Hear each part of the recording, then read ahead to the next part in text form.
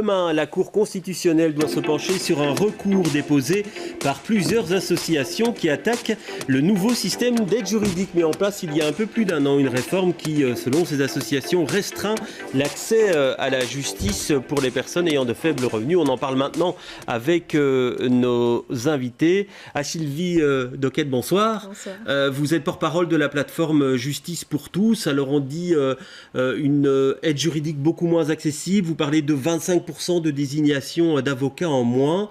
Sur le terrain, qu'est-ce que ça entraîne? Comment ça se marque en fait? Qu'est-ce qui ne va plus selon vous dans ce système?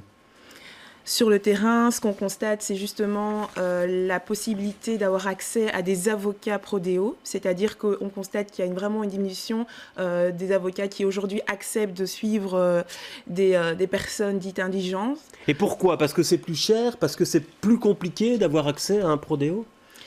Le problème, c'est depuis la réforme, il y a une véritable lourdeur administrative, c'est-à-dire cette lourdeur pèse sur les épaules tant des justiciables que des avocats.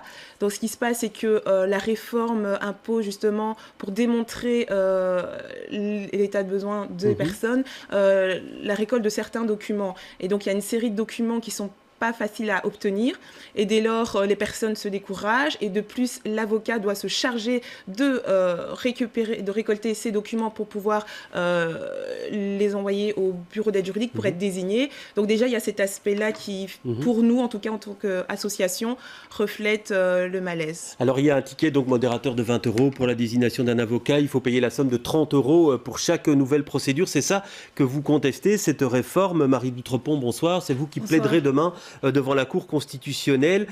Qu'est-ce que vous demandez? Vous estimez quoi que ce système d'aide juridique est illégal ou en tout cas est discriminatoire?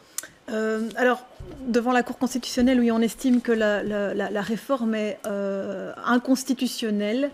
Notamment en ce que l'article 23 de la Constitution garantit que chacun a droit à l'aide juridique. Et cet article a une particularité, c'est qu'on ne peut pas revenir en arrière par rapport à un niveau de protection qui est déjà acquis. C'est ce qu'on appelle l'effet standstill. Et donc nous, on considère que cette loi engendre un recul par rapport au niveau de protection, au niveau d'accès à l'aide juridique qui était garanti auparavant. Et donc, que ce faisant, cette loi viole la Constitution. Donc c'est ça qu'on va expliquer demain à la Cour constitutionnelle. Oui, parce qu'un des bilans qu'on pourrait faire, c'est de dire, voilà, peut-être que grâce à ça, on arrive à plus à régler les problèmes à l'amiable et donc il y a moins on saisit moins la justice. En tout cas, c'est un raccourci qui n'est pas très correct, dans le sens où, en tout cas, en tant qu'association, notre travail au quotidien, c'est justement d'essayer de trouver des terrains d'entente. Donc, ce que nous, on fait, c'est qu'on essaye de trouver d'autres alternatives à la justice, à la voie judiciaire pour régler les conflits. Mais le problème qui se pose, c'est qu'à un moment donné, il n'est plus du tout possible de régler ça à l'amiable. Je pense à quel type de conflit? Des conflits qui opposent un citoyen par exemple, à une autorité publique comme le CPS, ou alors des communes qui ont des pratiques dites illégales. Et donc, malgré le fait que nous, on fasse le travail sur le terrain, de leur rappeler à l'ordre et d'expliquer la situation, et de faire vraiment un accompagnement assez poussé, on n'aboutisse à rien et que la seule personne qui pourrait trancher du litige, c'est le juge. Donc, voilà. Donc, il y a des situations clairement qui nécessitent l'accès à la justice, donc l'accès au juge pour pouvoir être réglé. Donc ce n'est pas une volonté d'aller coûte que coûte devant la justice, mais juste qu'il y a des situations qui imposent qu'on aille devant le juge. Oui, alors Marie d'Outrepont, si vous obtenez gain de cause, ça veut dire qu'il faudra remettre toute la réforme sur le métier, que le texte actuel sera caduque? Voilà, exactement. Donc la Cour constitutionnelle, elle peut faire deux choses. Elle peut annuler ou elle peut ne pas annuler. C'est tout ce qu'elle peut faire. Et donc oui, nous, ce qu'on demande, c'est évidemment l'annulation de la réforme, ce qui revient à revenir à la situation antérieure, en sachant que la Cour peut aménager un peu un délai ou des modalités pour que ça se fasse sans heurts.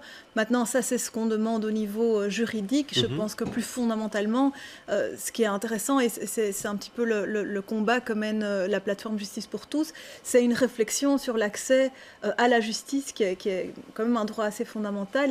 Et c'est intéressant de voir depuis une dizaine d'années, il y a une série de réformes qui se sont enchaînées. Donc, il y a eu la réforme de l'aide juridique, mais auparavant, il y a eu l'augmentation des droits de greffe, il y a eu l'instauration l'exonération d'une indemnité de procédure qui fait que si vous perdez votre procès, vous devez payer un montant pour les frais d'avocat de l'autre partie. Il y a eu une série de choses, d'obstacles qui sont venus s'ajouter peu à peu et qui font que c'est de plus en plus difficile concrètement pour quelqu'un qui a des moyens limités. Et donc vous voyez vraiment un recul d'accès à la justice depuis ces derniers... Ouais. Vraiment, et vous citiez les chiffres, je trouve qu'ils sont assez parlants. Le bureau d'aide juridique francophone de Bruxelles parle d'une diminution de 25% du nombre de désignations l'année de la réforme par rapport à l'année antérieure.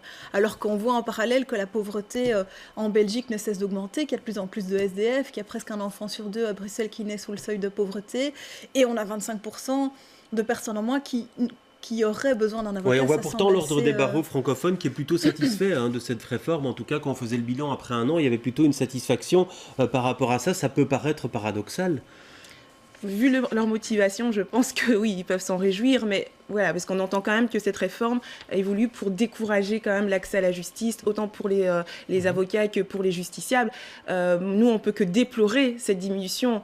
Oui, ils s'en félicitent, mais il faut voir au fond pourquoi ces 25%. Il faut quand même savoir que, en tout cas dans le milieu associatif, quand on accompagne une personne, c'est des personnes qu'on oriente vers la justice parce qu'il n'y a plus moyen d'avoir une conciliation à l'amiable et surtout parce qu'il y a un droit réel. C'est-à-dire que s'ils n'y vont pas devant le juge, ils perdent vraiment l'opportunité de voir leurs droits respectés. Et donc, moi, je ne me féliciterai pas de cette diminution. Merci en tout cas d'être venu sur notre plateau.